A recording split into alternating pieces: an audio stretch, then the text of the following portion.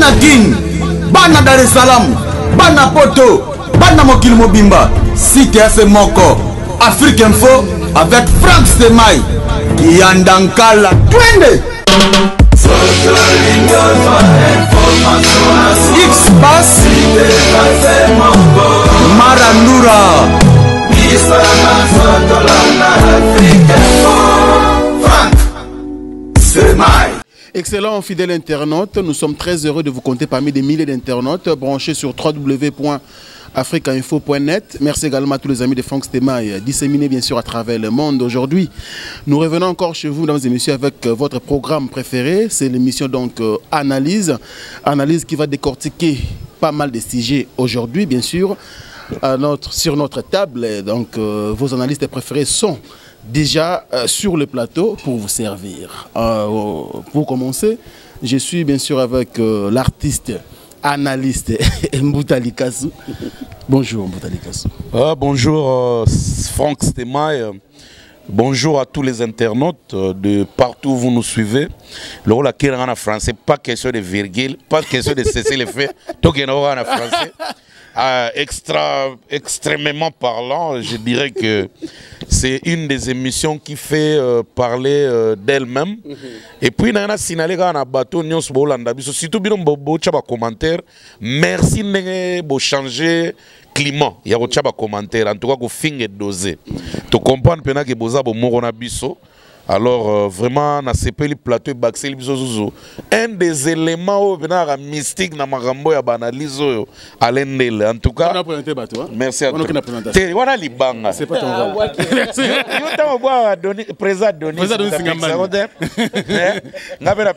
Docteur Jeff Njadi, il était à don de Dieu. Docteur Olanda analyse. Willy Kaimbe besoin. Vrai. Docteur Jeff Njadi, il était à don de Dieu, analyse. Le président Diden Djungu Kachala depuis Colosie. Donc, nous avons une salutation d'entrée. Entrée à menu. D'accord. Le président Diden Djungu Kachala, le silencieux. Mais oui, il y a un musicien, un comédien, à part mon analyse. On est un simple analyste. On salué bon savant à l'exécution. Merci beaucoup. N'est-ce pas qui a dit à Taba ou Papa Jonathan? Merci beaucoup Mboutali Kassou. Ouais, ça spécialité na eto mais ça alors le deuxième, ça y a un biso va faire de Koufi pauvre. Tu connais frère en Christ. Le deuxième analyste, il s'appelle donc le pharaon Thierry Mombaya, votre préféré aussi. Bonjour et bienvenue Thierry Mombaya. Bonjour Franck, merci également pour l'invitation. Salutations à tous ceux-là qui nous suivent, je crois partout dans le monde entier. Et c'est une fois de plus, on s'est retrouvé Boé parce qu'il y a convocation. Très bien. Il faut répondre. Il faut répondre. Merci beaucoup Thierry Mombaya. Merci Franck. Nous avons l'honneur aujourd'hui d'avoir sur ce plateau bien sûr Alain Ndélé.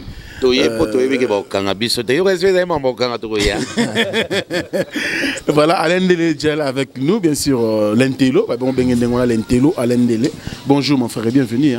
Bonjour Franck Stemai, président, comme Mingi. Merci également leader Nabisson Mboutali Kassou. Vous savez, ça fait belle irette, tout le monde en a assisté. Et puis Pharaon. Je crois qu'ils ont plaisir de partager même plateau. Surtout, mais seulement pour peut-être en train de jouer, peut-être ceux qui sont forts. Par rapport à moi, avoir un abango, on est le docteur Jeff Njadi. Je crois quand même que c'est une émission qui peut avoir un sponsor, en fait, un partenaire officiel pour nous permettre toujours que, parce que ça table morobo et ça là peut-être que l'artiste ne peut pas comprendre et toucher différents. Et nous allons créer bien sûr un sujet. Dans le prochain numéro on a biso tout le bela mécène wana docteur Jeff Njadi l'été. Pourquoi azo soutenir les musiciens? Est-ce que ça pour combiner kaka ou carrément ils allaient vraiment soutien à l'égard de nos artistes et musiciens? Nous allons revenir bien sûr. Très bonne idée. Nous allons revenir dans nos prochains numéros. Mais pour aujourd'hui, Isara, salutations. Merci beaucoup. Avec donc, Willy Kaimbe, vrai. Merci également à notre confrère, donc le vrai Willy Kaimbe. Merci déjà, parce que je pense que déjà on est en train de jouer un bon Willy Kaimbe normal. Parce que le col est très sensible au cri de détresse, certainement qui a réagir. Puis, on a surtout en Africa Info. En tout cas, tout le monde. Merci. Merci beaucoup, mon ami Alain Ndélé l'excellent, parce que j'ai le plaisir, Rosanna, dans la série Mombaya, c'est ça, la valeur autour de besoin de Mboka. Merci. Et ça sauverait bien. Alors, à l'endélé, si je disais à débattre, mais par rapport à temps où il va passer Bisso pour une émission analyse, pour débattre en haut. En commençant, nous allons parler de l'artiste et musicien Héritier Wata, Gucci, Moto Natembe.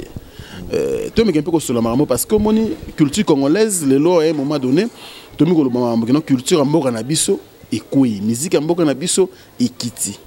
Alors aujourd'hui, il y a même des artistes et musiciens qui ont la fierté, et bien tout le temps combo awate. Mais aujourd'hui, spécialement, tout le Bela, le deux productions, il y a Héritier Gucci Watanabe na Côte d'Ivoire, précisément dans Abidjan, où ils allaient qui le 7, le 8 septembre dernier. Je ne sais pas, Hollanda qui annonce même, il y a concert, campagne et consorts, jusqu'à ce que l'artiste et tout son orchestre soient sur place. Et il n'y a pas de comment on a image. Mais après la production, on a une beauté polémique incroyable. Pour les artistes, il y a eu aussi contre-promotion, il y a d'autres artistes qui sont derrière, il y a qui concert, on est réussir et consort. Il y a autant la production, parce que tu as dit d'abord le Bela, sur le plan spectacle et musical. Tant que tu as dit prestation, il y a artistes et son orchestre, bien sûr, on a des productions, tu te dis quoi? Représenter Mboka valablement ou carrément il y a encore quelque chose à ajouter? Merci Franck, c'était moi pour un premier point où tu as soulevé tout à l'heure.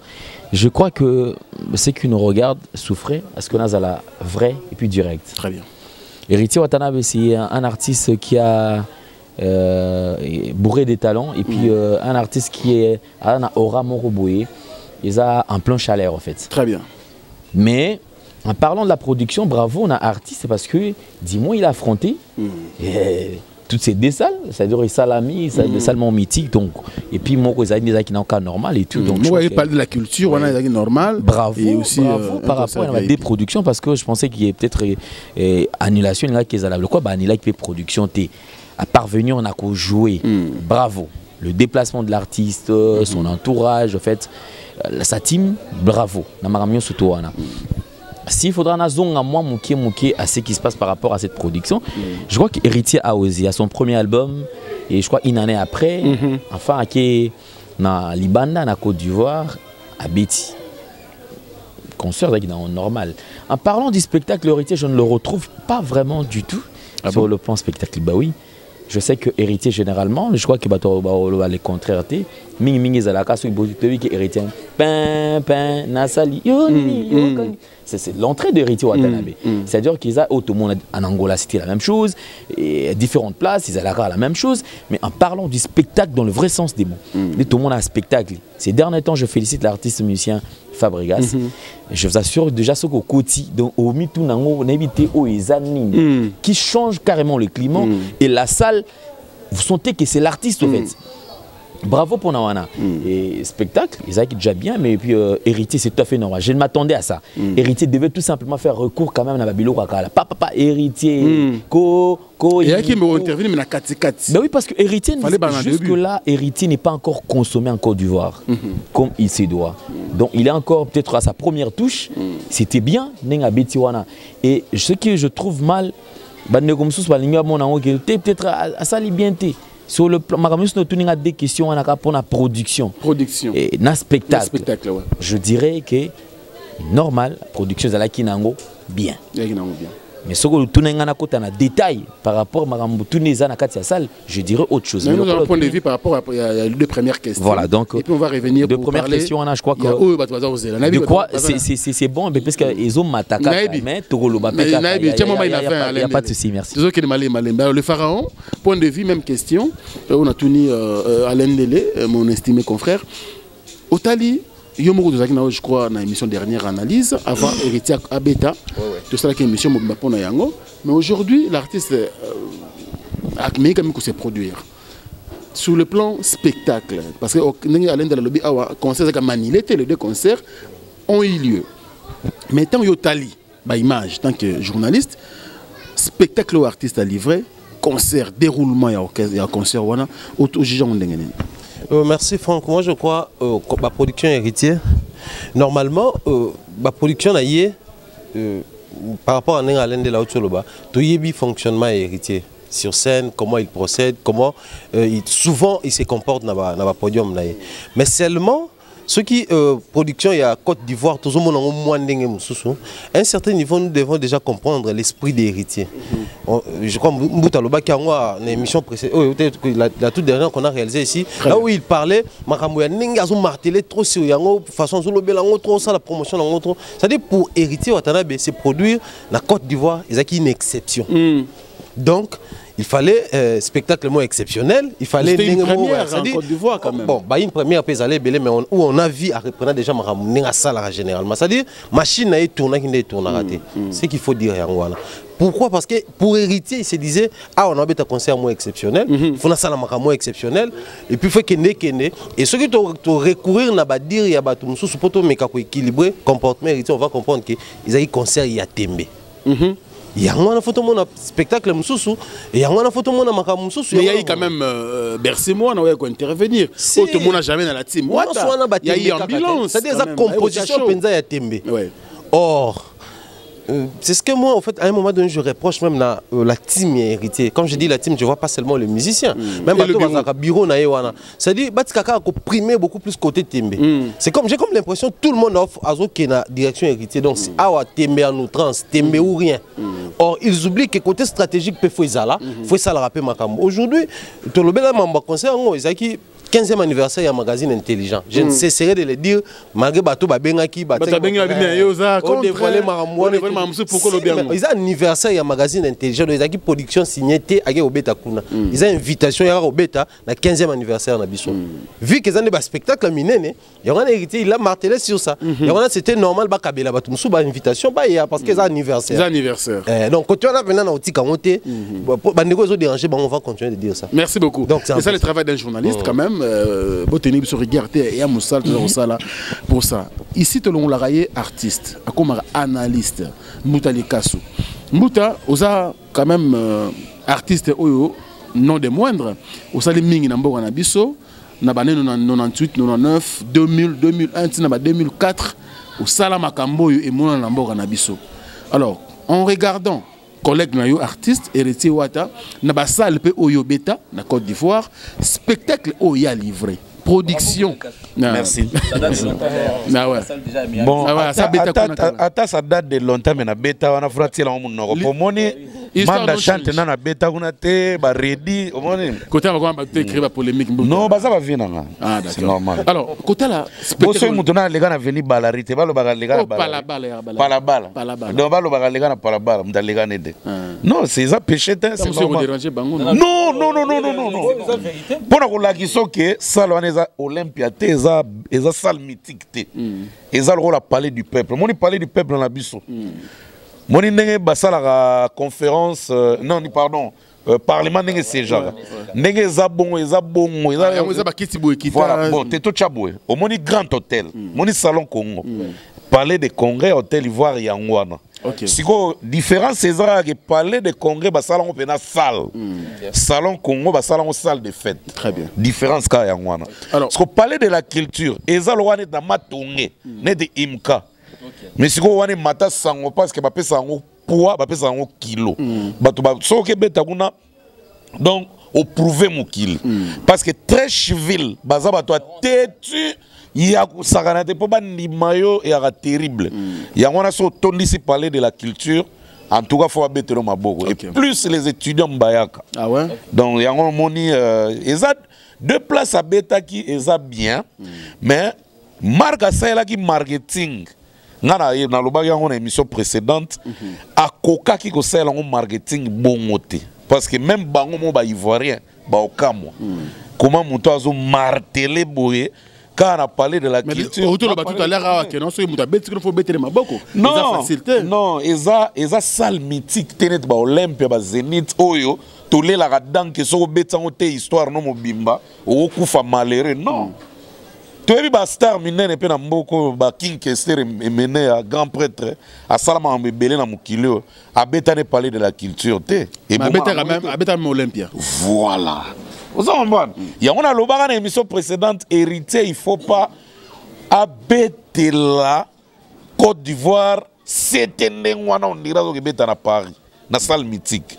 Et là, on a Kamusanga d'abord. Alors, Mbouta, parlons tout ça, mais parlons du spectacle et la production en général, au fait. Bon, le spectacle a été bien préparé, a été bien présenté aussi. Ok. Côté en tout cas, félicitations, héritier. On a comprendre que Sikoyo, générique au Simba, na comprendre au Sikoyo. Parce que, non, à mi pesi Sikoyo pendant un spectacle. Ah, ouais. Pour avant, il y a un manque à Joker. Joker a une animation.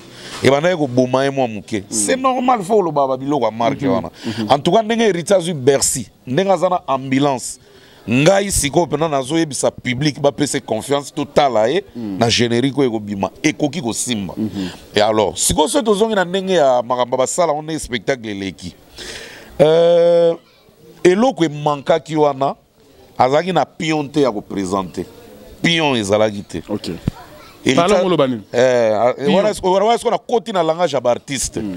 Héritier sala ba rumba bien ba DDD ba BM ba BM ba nini ba Jires Kembo en tout cas il a fait de très belles chansons. OK mutu so ayo qui faut emporter mutu mais ba pays africain ba yambara biso na rumba te ba yambara biso na show générique to sebe na kata nzembo. Héritier présenta biso yango main et marchate. Alors lokola ba yeba générique na été ba yeba pe ba sebe na été. En tout cas, le spectacle qui est dans salle na ba concert wana et bimaki lo l'impro et bimaki lo di nouveau. Ba bina ba monte ba bi danse ni ba obinate net fabrication ke beta na Abidjan lelo. Batu ba yebi ke ba ozela Yamado po mona ba ivoire ba telim ba obinango ba ozela Tengama ba ozela bo perere ba kozela ngo parce que eza ba pion o ya présenta et dama pe ba pion mususu parce que héritier zanga ki pion wana donc abeta ki concert logo la moine ticket donc azanga générique ba générique abeta oui et aba makambo héritier ne makambo to yokango awa mais na libande yokana te même na ba Zambie ba yokango te en tout cas partout muta yokango te siko tango akeko présenter spectacle et bibi le roi spectacle moko sans base donc batu ba yeba te ba otala nini ba découvrir na biso bato ki sasa na bango ba ivoirien to découvrir biso tumbala moko et pourtant et bongaka père moko komi wana au bandi pena générique boy bango so batelemi neti ngai neza position de tirer bande ko to weli nini batu ba telemi na sala ngo vantar pour marcher so marcher te menatika vantar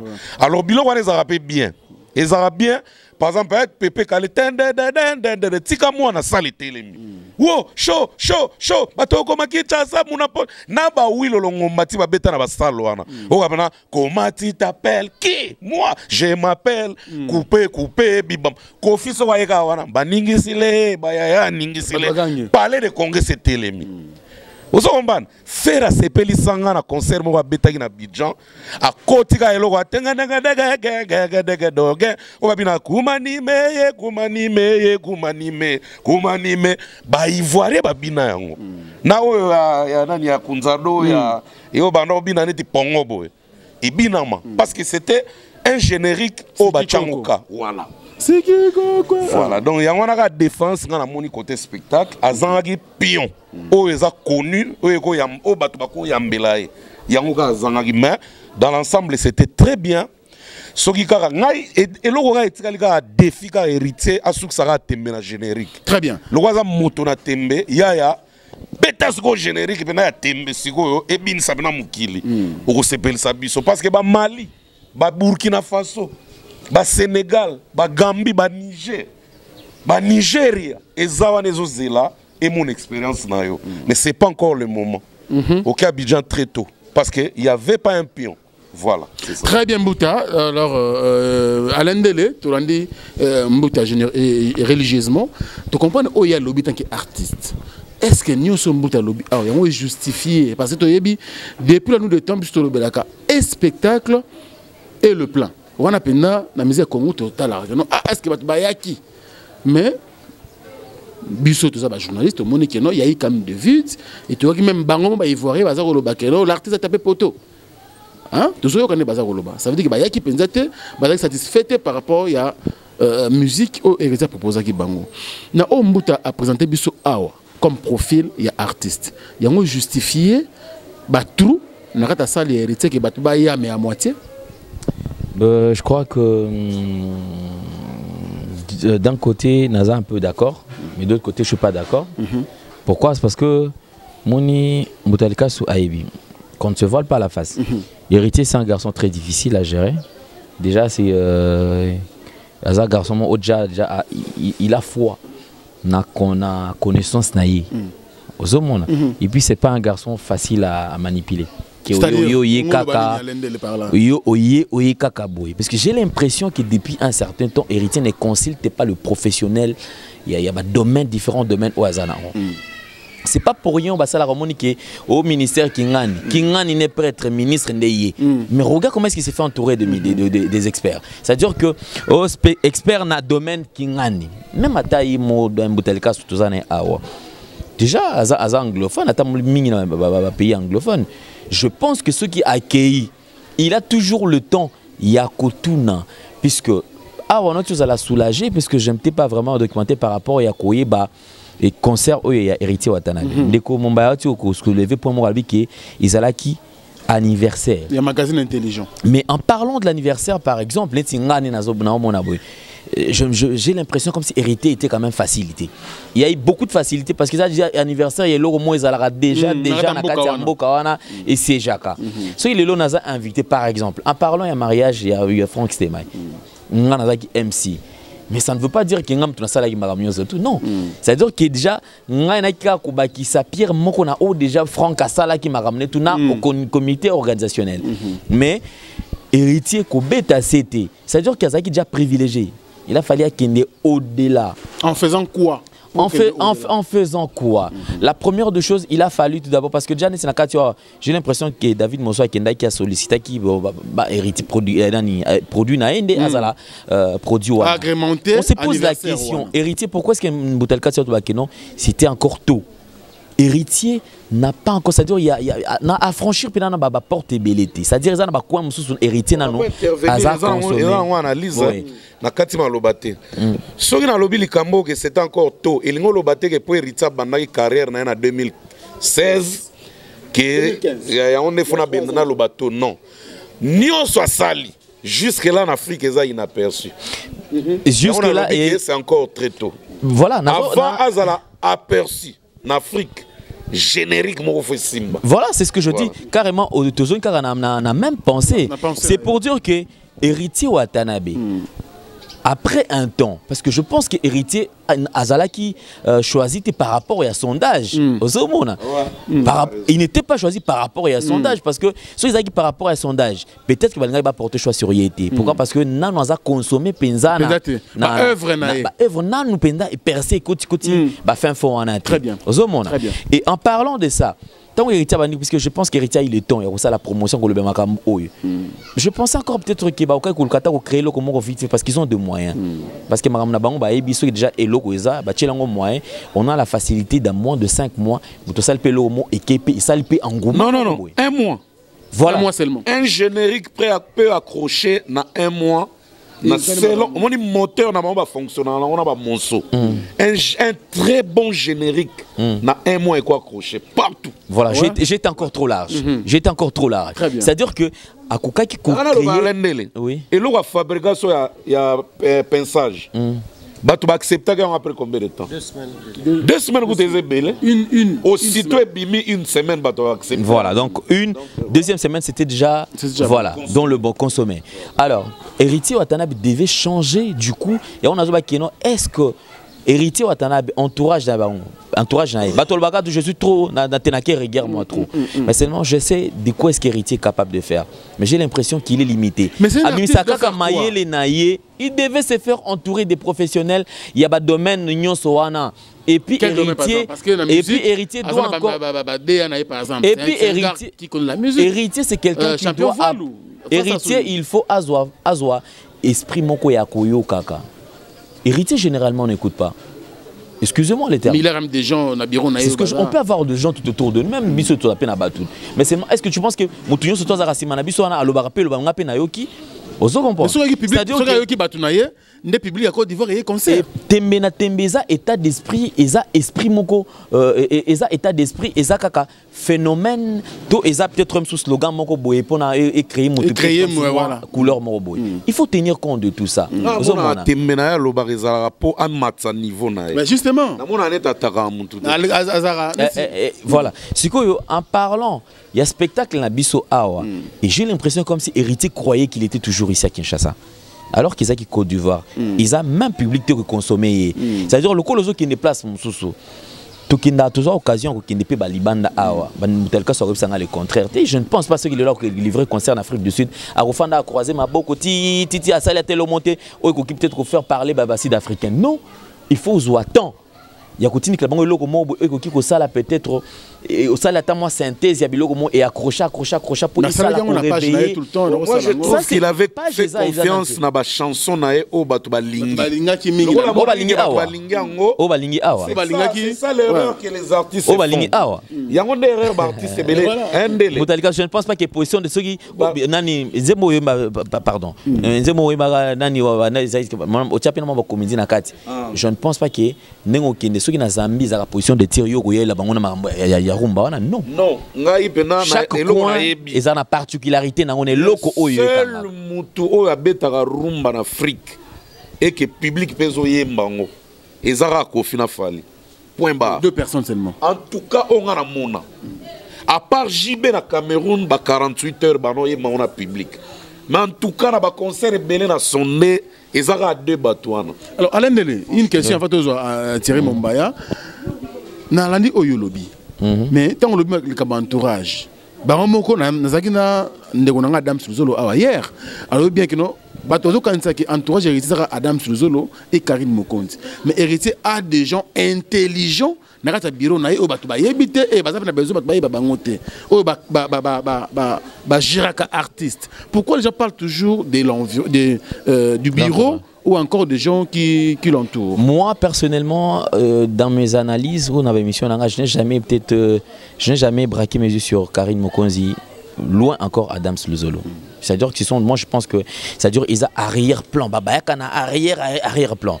Moi je parle, il y a la connaissance, la maîtrise, il y a temps. Parce qu'en parlant de l'intelligence, papa, intelligence, c'est ça la mise à jour, il y a intelligence, il y a maël était au risque, il y a risque, babengo muta maël et meyakala. Okay. Aujourd'hui, la technologie a changé de forme. Bandeko, peut-être aujourd'hui, on le néglige. Ah, bah, assis là. Le temps, on Boutalika, a ça la rage. Oui, comment président Bato Bassi là, c'est c'est-à-dire que ceux qui les lots, Nathan Nabango et Boutalika, les nets étaient déjà au top. Papa, mais les lots que tu vois étaient. On s'en va pas. Mais aujourd'hui, actuellement, tu verras que tous ces artistes qui sont venus après Boutalikas, au moins la casselle molo moi c'est mandat on va que nous ôter à l'équipe Boutalikas. Au l'équipe. Aux hommes là, batouillons surtout mise à jour par rapport il y a Makambozo les Cana. Les. On a net autre monde na Côte d'Ivoire par rapport à héritier. Entourage fallait ça la nine parce que hier à qui on livrait concert. Mais batu oyo yazela ki ba batu nsa sal ba yenenga kanisa kité entourage au stade na katsona lendel tant tout en classe na ifasik ba ibisa ki biso avant à tenir discours la première des choses on tient compte de l'endroit ou l'auditoire. Bon nga étant qu'artiste na kwente exacto nga étant qu'artiste na elo na ko loba na point on les entourage té ezak héritier na sali générique et convaincre Afrique té. Mais c'est ce que je dis. On n'a pas à contredire. Olobi Karambutalika Souké. Na un mois, au qui ça la paix générique, il y a Makasi et KIP est accroché. Alors, ce n'a lobby battu. Je crois pas que n'a une année. On est Simbate.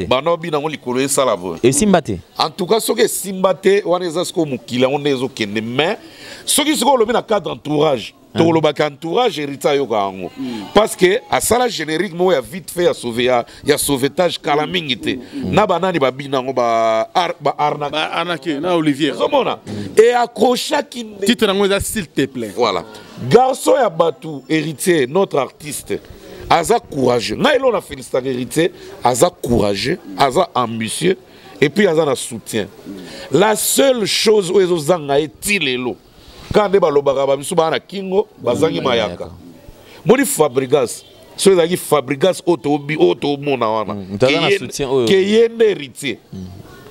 Ah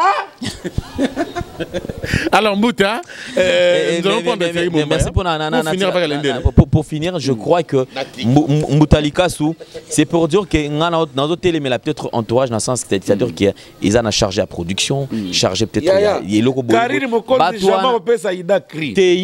Oh Adam Suluzolo jamais on peut ça ida passage à drum. Oh ceux qui banani batuna biro banani wana. Sylvain BH. Ba Sylvain bango bara mo batomaele. Mbutalikasu Rubenga. Ide na bango na ba bureau na bango. Mbutalikasu c'est vrai que naza habilité à poser question. Netoza boye. Mbutalikasu je pense que ce que lingo ça les loro mo ya tant na minute au rozala na idée mais au que sur là ba maestro. Yo posa na ba maestro. C'est-à-dire il y a deux gens. Alors nous allons prendre le pharaon Thierry Mumbaya. Olandi prédécesseur non de lobby. Par rapport au public, hein, tu es héritier, vie campagne à Salaki, dans les réseaux sociaux, même dans la télévision en Côte d'Ivoire, et d'ailleurs son producteur est ivoirien. Alors, tu connais qu'il vous a vraiment du boom et du tonnerre. Mais après, au finish, les gens commencent à critiquer, à Salim Piaka, à taper poteau. Autant qu'analyste culturel, tu peux dire quoi, papa? Franck, merci. Mais moi, je vais me comporter le roi Yesu. Moi, c'est un nombre héritier. Dans tous nos artistes et musiciens, on a bêta vite à Bambérité les Banga. Merci Seigneur Jésus. Ah ouais? Merci Jésus Mumbai. On a Sampiakate à Bambérité les Banga. Merci Jésus Mumbai. Ça arrive à tout le monde. À tout le monde, sans exception. Fallait que tu aies bêta pour tout. N'a goûté au Saranate, n'a pas un conseil de 6 personnes. Yoganga, ah, c'est vraiment c'est. Voilà comment le gamboule bêta, nzambe, boule, bon, madame n'a cause la tamboula vraiment nzambe. Au comprend. Azan a raison. Alors, à continuer. Tout le monde qui bénémo il fallait au stade. On y va, donc, en même temps, j'ai rejoint Alain Dele pendant au contredire. Là où, bon, certes, c'est une invitation, c'est une manifestation préparée et tout, bah, manager, il y a agrémenté.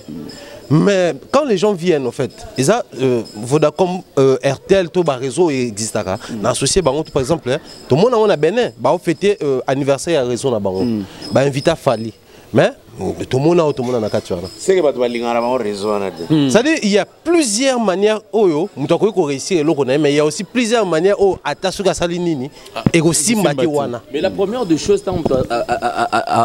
à viser loco, je ne pense pas qu'ils apprennent à échec. Non en fait mais là, les résultats des fois ils contre les arabes surtout dans la saison il y a Rolona Mbika Tolone on a mabelo balona Mbika mais Mbika botité c'est en ce moment là n'est-ce que tout le temps tout ça la connaissance il y a pas problème ngana moni poto ndima venir hériter bien poto ndima te hériter kutote poto ndima David Monso bien kaza producteur créateur yem da otambusa batu yem da osala batu mamba bien nga to sala na Abidjan ngana préféré David Monso azul hériter date na Sénégal azul date na Namibie na mois prochain Malembe azul ba date na ba Cameroun azul ba date na ba Togo comme ça total ezala makamba fête ya magazine intelligent on a été ngana yebite ngana pona pas Mumbaya même si ça la trace Afrique à la publicité bah non le monde ngai bena soué na ngado soué ku te me prière na nzamba tout amutema David Monso amegana ngo organiser les rites sans makamba magazine intelligent.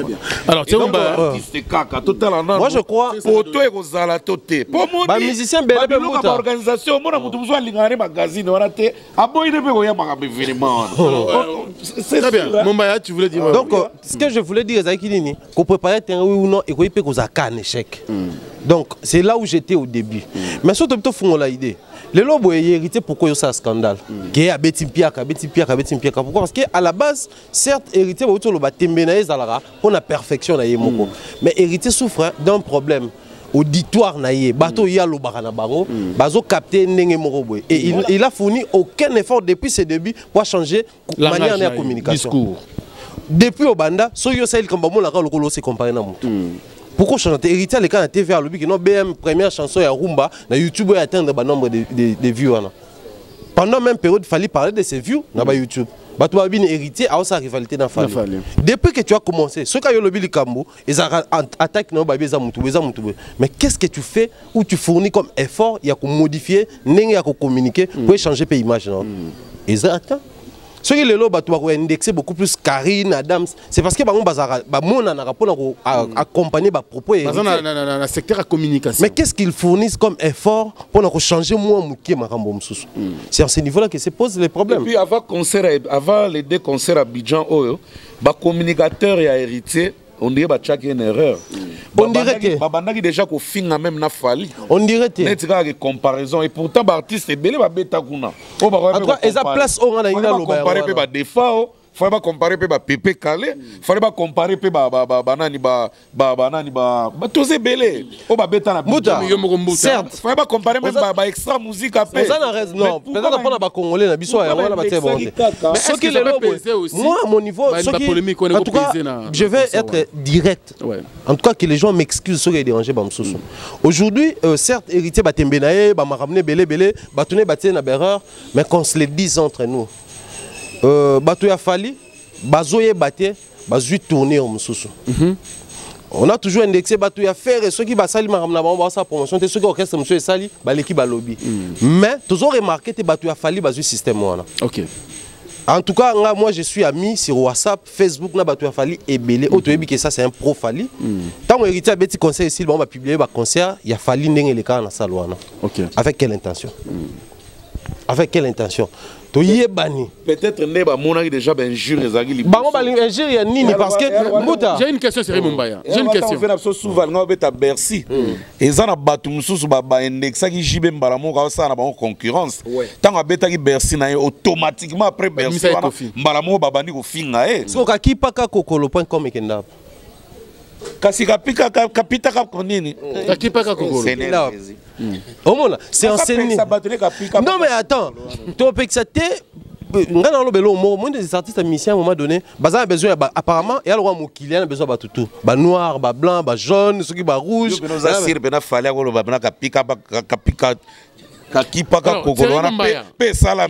voulais j'ai une question.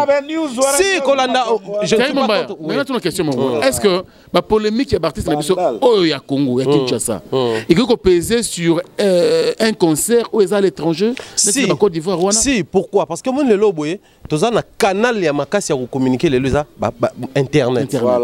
Or, d'ici quand il va offrir la makasi. Internet. Bisika ni baoya olakisana kenga lekio. Internet. Bisika ni no peso ki moko ye asali contre campagne internet et ko peser ma casse. Donc automatiquement, vous devez comprendre que ça je prends na autant ba komba tumsu te mais tumsu sous pro fali par exemple. Ba tout ba yebi ke ma mba fali il est pro fali asafisha na fali na ba vidéo na ba photo. Ceux qui bazu information et pas fali te mais son mutu na ye abani ko publier concert ya fali na ba page officielle na ye. Disons que concert ils a rende boy. Ça la ngo etonda rende boy. Automatiquement on se sonne. Donc c'est déjà une manière de relaxer Batouké. Bino peut bromo sa guerre héritier. Or autre temps, autre mœurs. La réalité à son démoroté, n'a pas problème. Tout artiste aime ça connaître et ceux qui te l'ont pas problème moi là. Je l'ai toujours dit. La nation belé qui présente la musique té, il y a bundana biso boyeke, ba on peut bimisi artiste ba robeta ba soirée, ba robeta pe ba salle mythique, ba commune ba tuna bango. Aujourd'hui, on a ba toana belé. Yo ka siko neza boy. Par exemple, je prends un exemple. Même quand on a appartenance, c'est comme au quota. Biso na Congo, toi, tu fan mutute. Mais faut que tu na pays bel africain, ba fan na mission na biso. C'est-à-dire on a Côte d'Ivoire, on a une bonne partie ba na fan na JB. Une bonne partie ba fan na Fali. Ba mission na biso non seulement ba linganité. Mais bazot sala na bazot s'intercaler ba avancer. C'est déjà un problème que nos artistes apprennent. Ceux qui guerrent en eux ils à l'intérieur. Mais parce que nous parlons de l'héritier aujourd'hui. Thierry Mumba, qu'est-ce que tu conseilles? On a conseillé l'héritier. Azonge la papa na Ranson parce que pas forcément.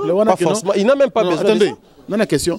Batumba lobi que non, ce qu'il fallait c'est la rappeler en 2007 lors de son premier concert en Côte d'Ivoire, c'est parce que Azalaki en bon terme ou carrément à Ataka Kofite dans à Longwe. Le public même il y a quartier latin et accompagné qui est concert dans le Botswana. Non, aujourd'hui c'est parce que les lots bazolo bara fali. Pourquoi kaka fali? C'est-à-dire, tous mes héritiers n'a fallu. Tout le monde ouvertement. Parce que tu belé ba beta kuna pour nani ba le bela kaka héritier n'a fallu. OK. Surtout comparer héritier n'a fallu. Donc tout le monde qui héritier a osala makambo, na même temps n'a fallu même réalité té. Ba ça peut censé to obligé, il y a comme ça la même makambo té pour bateau tout. Donc on a contre idée on a que non à réparer la maison mère. Bon, réparer sa conscience n'est sur ça. Tu auras la parole, tu auras la parole. Intervention. Mumba na kati okutote.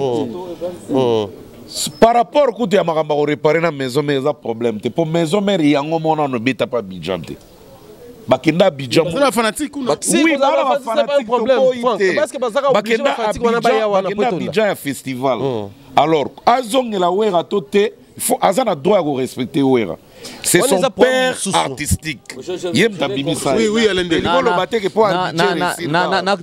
na compléter Mouké je pense que nous souffrons d'un problème Nakatia monde musical na biso s'il faut le dire ainsi et Mboutalika sou Aza Awa je ne pense pas qu'il y a au contredire pourquoi après chaque décennie toutes 2 décennies il y a un vent qui s'élève pour la relève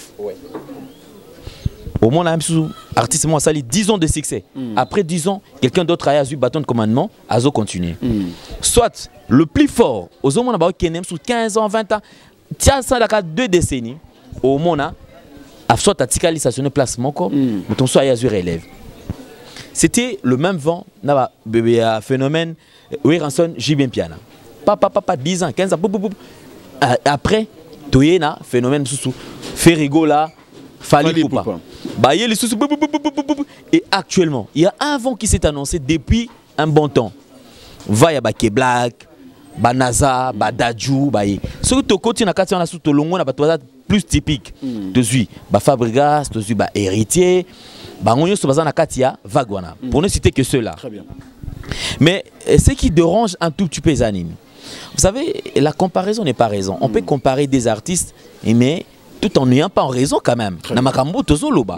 Aujourd'hui, les gens peut-être enfoncer artiste est-ce qu'il y a lieu il y a qu'à comparer Héritier et Fali Poupa?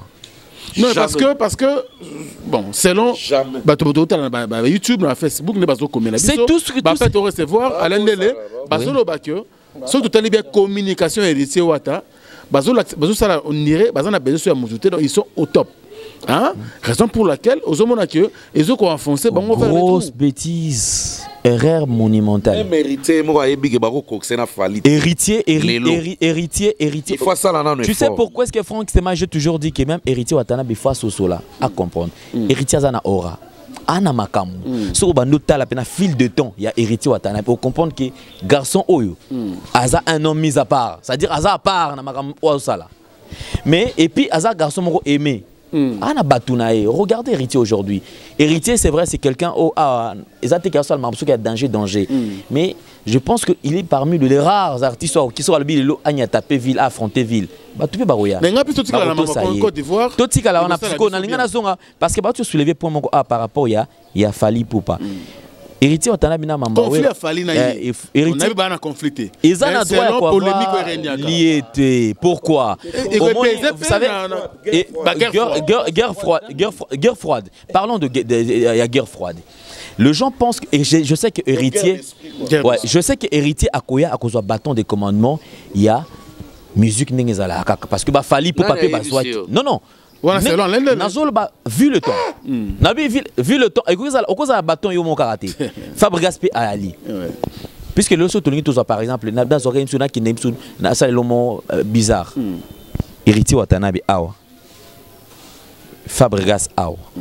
Na ma musique, papa. Tout ce que ça là baba flattré. Fabregas aliki.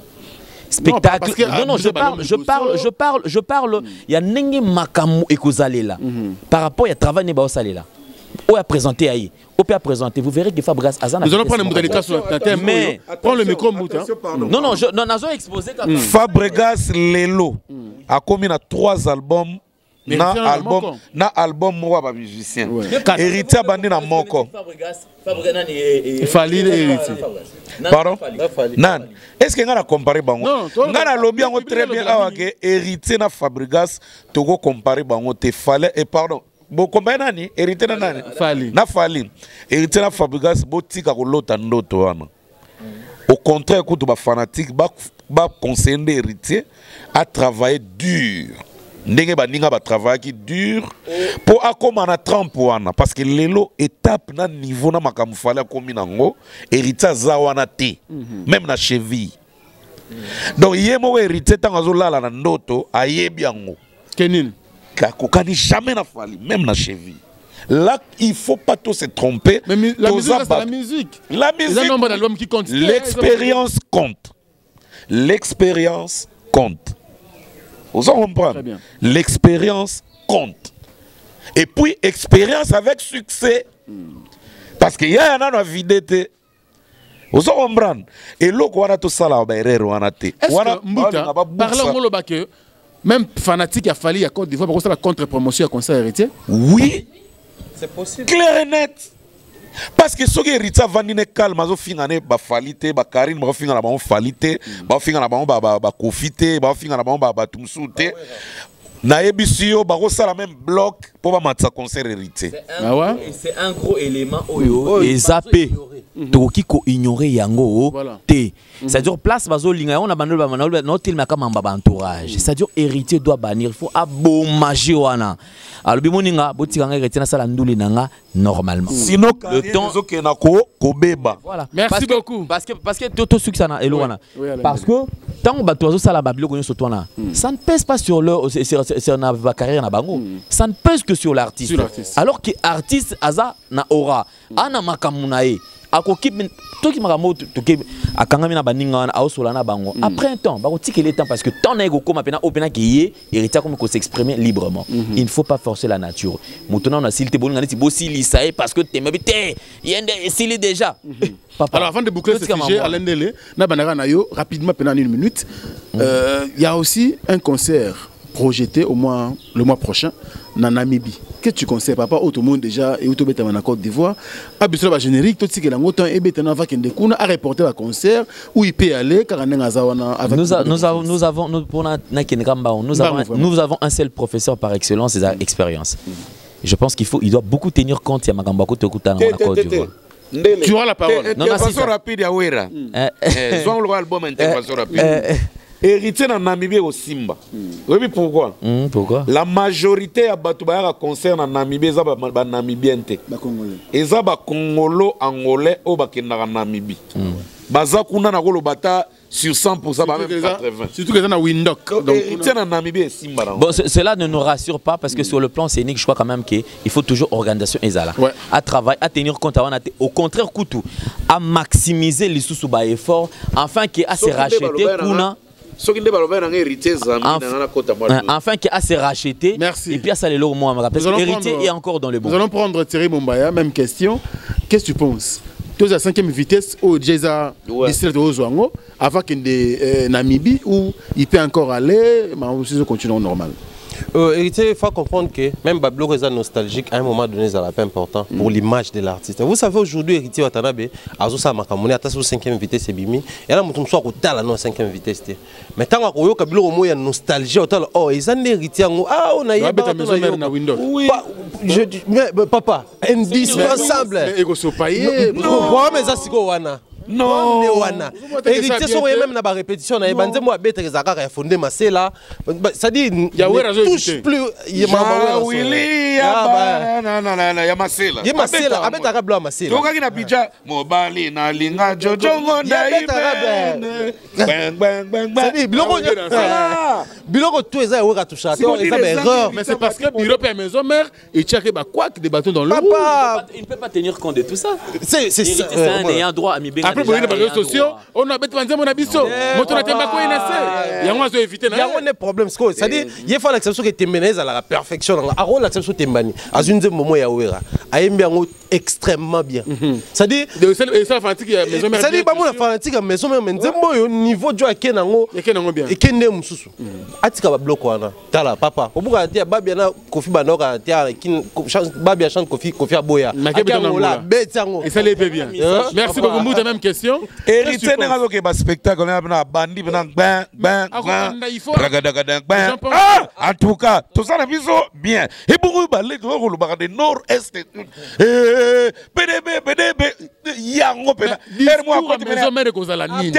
après, on a à côté de à côté de Ah ouais. Mais discours comme mes hommes. Après, moi, j'étais le produit phare de Ndiaye. Et à part cela, j'ai été branché dans les réseaux. Bah, on y a Yves Dembela, Konsti Eka, Kiki Touré, David Monceau. Tous ces gens étaient mes amis. Pourquoi pas si on a nos bêta? Parce que j'étais dans les réseaux. Alors, quand tu penses... Et donc, un réseau, très bien. Vous félicitez Fabregas, oui. Fabregas n'a sali bien. Pardon, on a fait la scène depuis Kala. Entourage des oies aveuglés biso. Connaissant l'artiste Fali Poupa. Connaissant. Car il y a TV, alors que petit Fabregas n'a l'imbécile. Akolo bango na TVT. Akolo bango na TVT a pétiné, a mata kita, même a mata kita c'est son petit. Tant que fallait bien à Kofi ba vieux, tant que Kofi bien à Nyo along vieux, ba kanga mutote ba kitchen na souciat. Do ba tigela zo ba grimace on a même nga ba petit na nga bango tuana. Ah mais oui, nga na master Fali na master Ferry ba héritier, ba Fabregas c'est mes petits. Mais on les a vus comment venir à maison ne ba ya na ba maison mère. Comment est-ce que au Sombi Range Rover nga vient na Mbutalika sur na paye na ngate na sali ferme bangolo ou bien nga souviete elingo lobanine. Merci Mbuta. Alors le respect est réciproque. Il fallait accepter facilement. Non mais nga ne na ebeli Fali. Bien qu'ils aient une initiative pas na. En tout cas assez à pardonner Fabregas. Oui mais na ebeli Fali. A osala on a TVT Fali trop malin. Alors ça là on a TVT mais na yebi public oye bandeni na yebi que ça font li mutema siko public po ye bango ba comprendre na ba acte au fallait en sala o talaka mikolo yoya o mona même na Instagram na ye o mona ma muso ko salama autant ba kuma Fali ako tanga teme o mona ga nis mo ke a linga leki na ye c'est bien o moni Fabregas azapena espoir ya bano ba lelo o vent oyo et là ils ont bloqué yangwana lelo a sali déblocage nango. Ah ouais. Mais oui, moi j'ai crié ici trop haut, pardon dans le binete muluba, trop haut que Fabregas a l'intérêt ya ozala trop bien à Fali. Ya ozala peut trop bien à faire pas na ba porte na emoko boye oyo soka kangelio oko zape ozupa nuit. Tout le monde a une période ba kofi. Parce qu'il y a d'autres ngaba mboka msuna kenda ozomona bena ke bazo episode tu es bien avec ton vieux Kofi? Ouais, je suis bien avec mon vieux. Hein? Makambu mususu kuto bakisi wana ozonga po lobi makamba bien Kofi. Bato pe bano yoga na Kofi te bomona pasi ba mona na Afrique. Na koloba ku te belé te monana. Kofi ku ter mo akosane ki muté mabete. Mais raison na ye. Ba yoka. Ata to finga na lingala mais on les traduise. Parce que tant ba batala ba interview na surtout na internet oyo. Batu na ba ninga na ba il dit quoi là? Ozomona ou bien en anglais what is saying that guy? Ba yebaka. Ba talaka na Kenya ba yebi ba polémique na biso to elegaka. Merci Mbouta. Donc c'est ça. Donc merci. Fabregas a bien fait.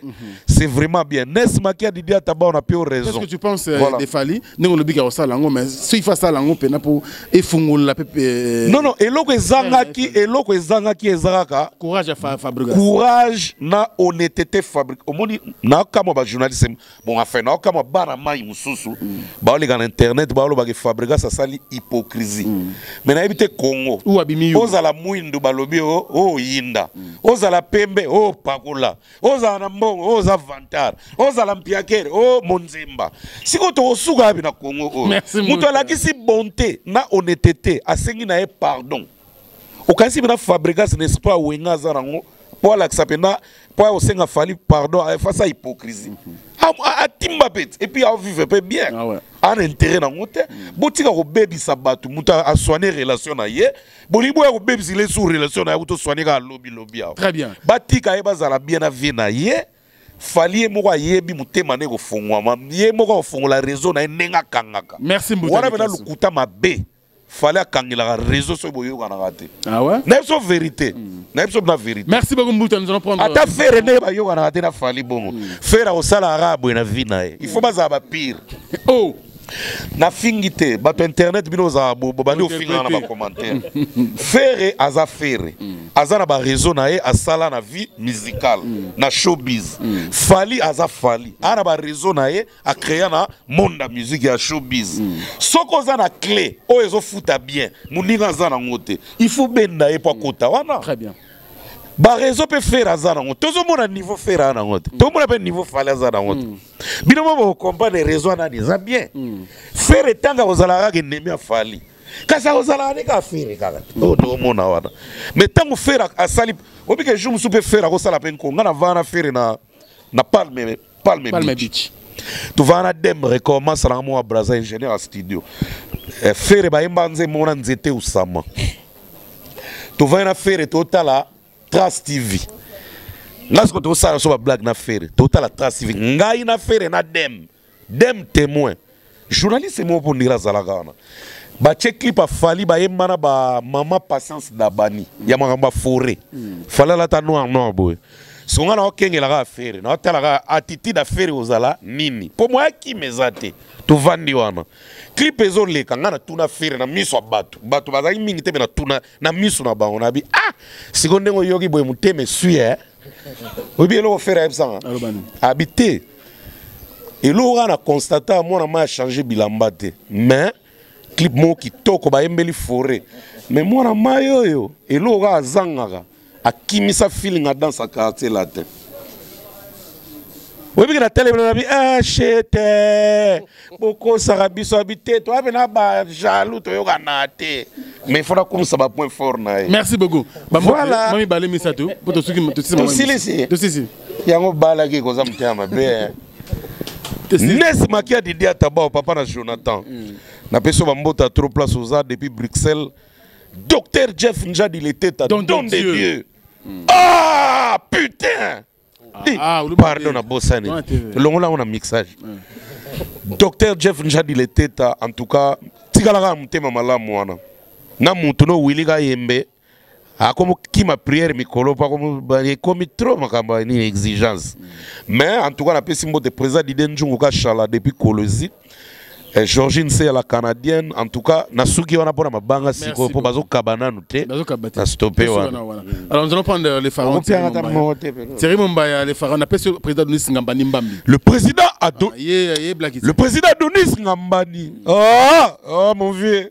Ato pimi la ngeza na rien na okota na liste peut-être libumu hein moi ba tonso ko mona libumu ba mbuta qu'est-ce qu'il a à voir il a à foutre donc voilà. Merci le pharaon Thierry Mumbaya même question Lelo Oyo Fabregas a pris le courage bien qu'interprété par les uns qui voilà à Sopiboul moi la wengé à senga pardon mais Lelo à l'axe quand même honnêteté na est-ce que c'est d'abord selon yo le pardon est sincère. Et puis des deux réactions à Fali pour Pézalandé.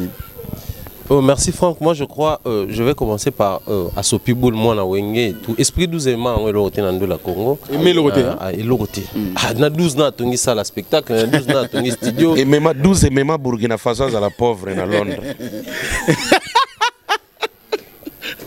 T'as ça ma bête.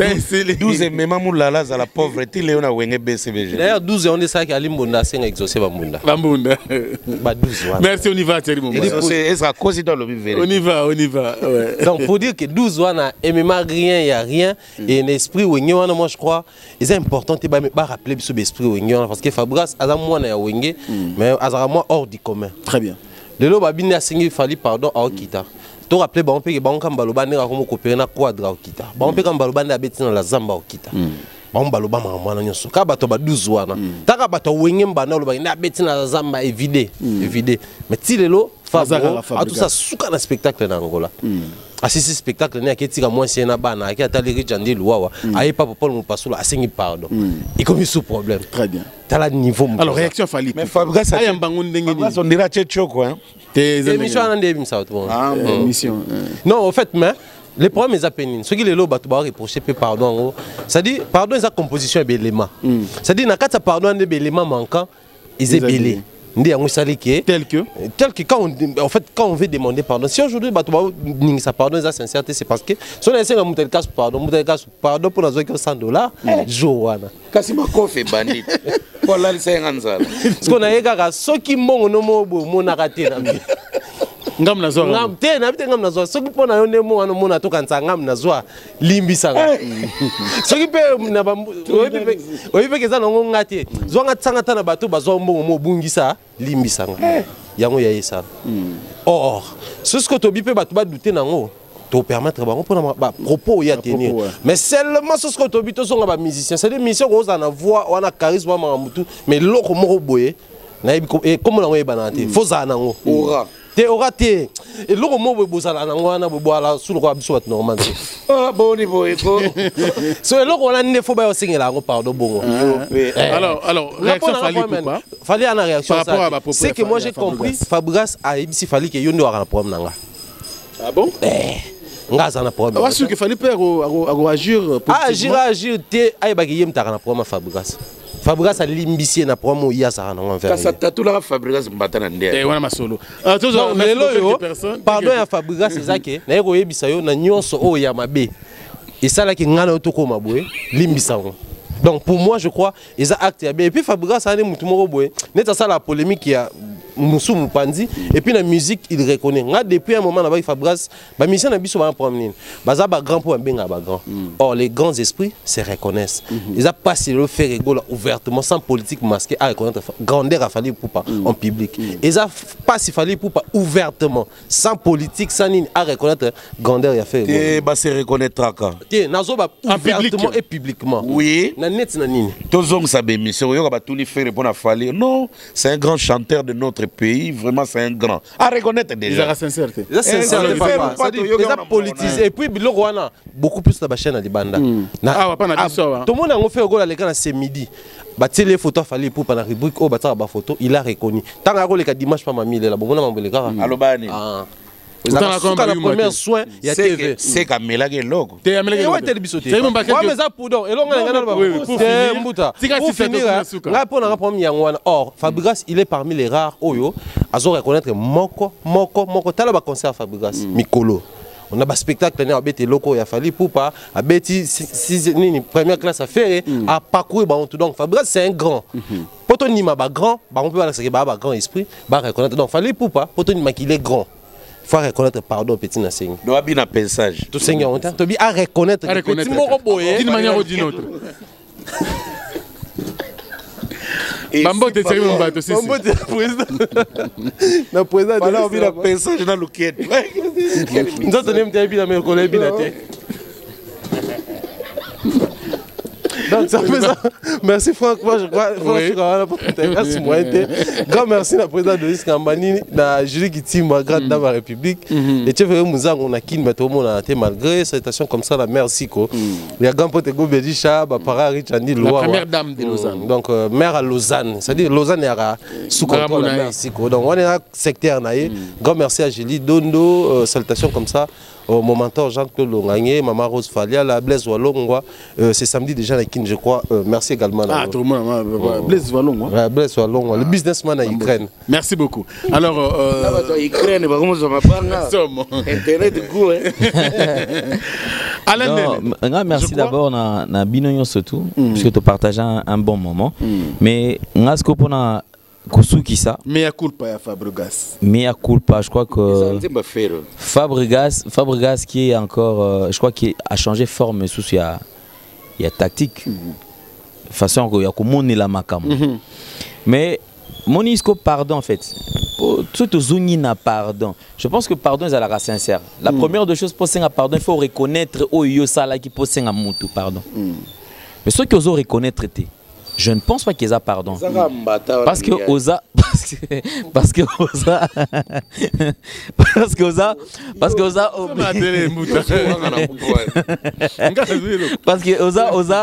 Oza sincérité. Si on a vu Maloba Fabregas, à lobby, il y a deux phrases. La première, à lobby, nga nasala mabeti. Mais azwa nga kaka.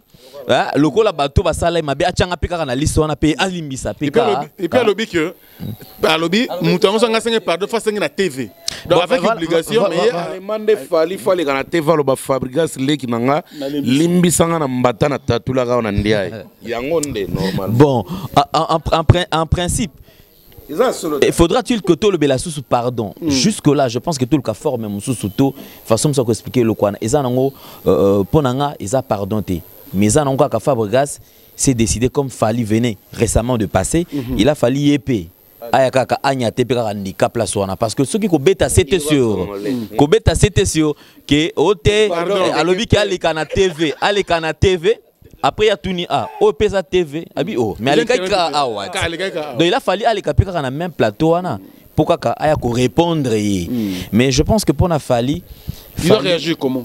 Fally c'est un grand tolinga te tango wano sala ba effort ne pas comme nenga comme wana biso te ba toto sala ki akoma mais seulement Fally il faut ça la preuve à maturité Fally face à la preuve à maturité à la qui ça mais qu'un peu collectionneur bande de surtout parce que ba fingaï mais mutumo te perdu les caractères jusque là mais et là on a quoi ça là à la qui il est grand parce que le grand de tout le grand esprit se reconnaissent ce qu'on reconnaître les Fabregas c'est reconnaître y était mais y est penza au moins ma polémique au moins ma camion sur toi ça la boy parce que depuis un certain temps Fally pour pas azongi na monde à clash c'est-à-dire à l'objet qui non avant du silence trop c'est comme si on dit bah comme on est là or déjà abanda koloba Fally on n'a pas besoin de tout ça loko akanza ba loba n'importe la to lobi nini il reste grand oh sikoyo bon Fally pour pas loko là déjà la minute yo ata la plus par rapport à image naï parce que Fally pour pas est parmi le rare des artistes ceux qui à l'équipe il y a pas que des Congolais qui le regardent. Il réagit comment alors pour finir ça la preuve il y a grandeur d'esprit à répondre à Rané Mamramona Teye non par rapport à Fabregas d'abord à trouver place dans mon thème naï à trouver place dans mon thème naï mais les médias mais c'est ce que je dis il va un peu loin il va très loin il va très loin parce que c'est ça que je dis non il va très loin oh c'est que dictature dans le monde musical pesate Fally doit savoir que Fally tem tosala ki ba Fabregas wana bazala il tem tosala ki ba Héritier na bazala il tosala te ba Ferré bazala ça dure que mutu na ndenge na ye na ba chemin na printa po akoma o ya komi ye atala c'est vrai qu'il y a un bâton de commandement, il y a un peu le colo par rapport à Bandeko. Mais les OP, ça y est, pété accès qui a le colo, ça marche bien. Non. On a respect à la réciproque. Il est ami respecté, ami l'accès qui est grand. Au fin, il y a l'autre. Il faut attendre à écoute, sans arrière-pensée. Je crois que il y a ça la paix grandeur. Merci beaucoup, Alain Delé. Comme tu le qui merci Mimi et le président intelligent parce qu'il y a des gens au monde parce qu'il y a un bon mais lui c'est pas parce qu'il a l'argent mais parce qu'il est aussi intelligent. Le président Adonis Ngambani, il y a la première dame donc Julie Kitima. Nous sommes à Bangana président Zoyo Kangoto.